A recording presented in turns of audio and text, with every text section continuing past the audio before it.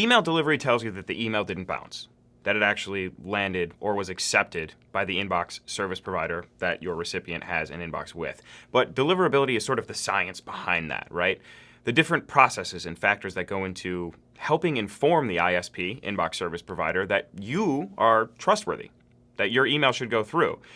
Now, deliverability is like your credit score. It takes a long time to get a high score.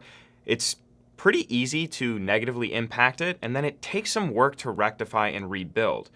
There are a lot of factors that impact deliverability, and these factors fall into a few different categories. Now, for a better way to think about this, we're going to turn back to Hannah.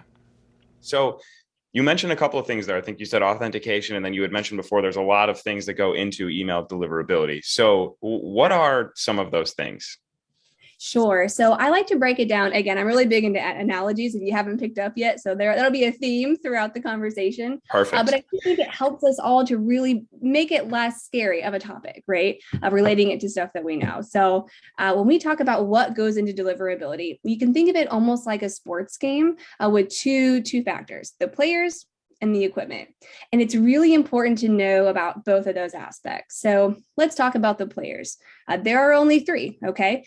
And it's kind of like this interesting triangle, if you like to visualize it, of this relationship between all three. And the first, of course, the easiest to remember is the contacts, right? The email addresses. They're in the game, right? We're sending the emails to them.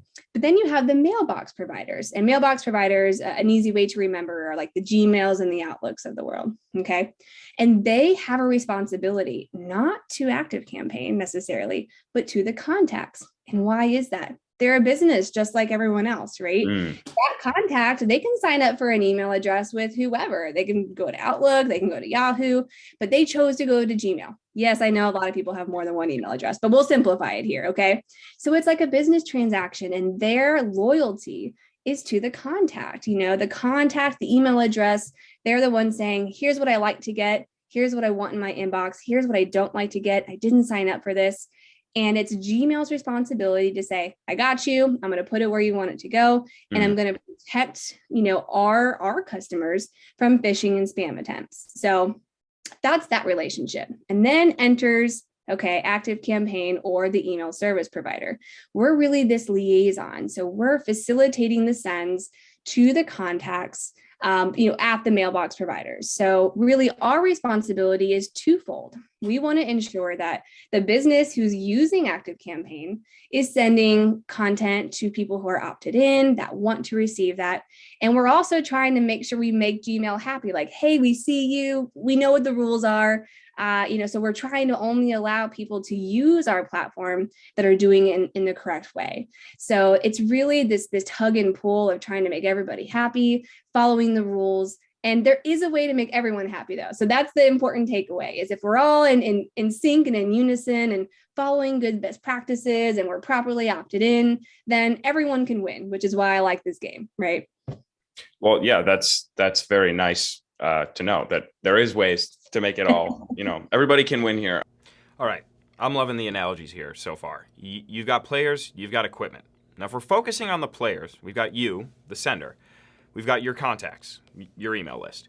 We've got the email service provider. Maybe it's ActiveCampaign. Maybe it's another tool. And then you've got the inbox service provider, the ISP. Now, what Hannah said there is super important. The ISPs have a responsibility to provide the best possible service and experience to their users. Now, in this case, their users are your email list, the contacts that you're sending to.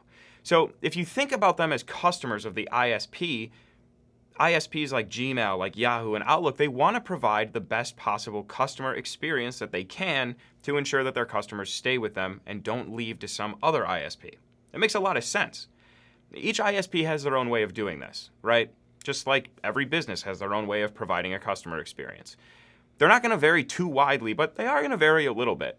The way that they monitor their inbox usage, the machine learning mechanisms of them, seeing what types of emails the users open, how often, for how long, which ones go unread, which ones get deleted, which ones get responded to. This is all important for the ISP to learn the tendencies and interests of their customers. What do they do with that information? Well, the information helps to inform them of how to curate the inbox and also how to view emails from particular senders. Remember, this is like a credit score. And the sending reputation and overall deliverability of a sender, you, is a long game. But what does this mean for you? Well, first, and maybe most importantly, it means that you should send segmented, relevant emails that your email contacts are expecting and that they're interested in. Emails that are helpful. Emails that have a purpose, that solve a problem, and aren't just an electronic message for the sake of sending a message.